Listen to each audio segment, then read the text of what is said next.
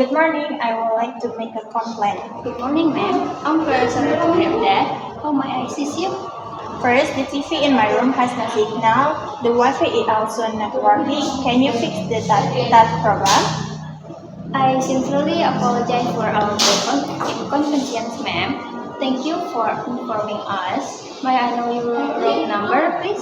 My room number is 805. And yeah, and forget that the water heater doesn't function too. And can you check because guests in the next room are very noisy? Alright, thank you, ma'am.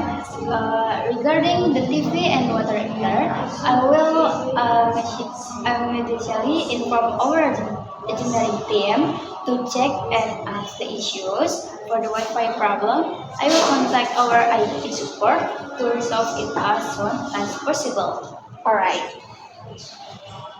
As for the noise from the next room, I will call the guest right away and kindly ask them to lower the volume. Okay, thank you. Welcome, ma'am. If the water heater or TV cannot be fixed properly, you can call in number 0 to inform us. And during the repair, maybe you want to wait in your room or in the restaurant. It's okay. I will wait in my room. Alright, ma'am. Thank you for understanding and truly apologize for the inconvenience and appreciate your patience.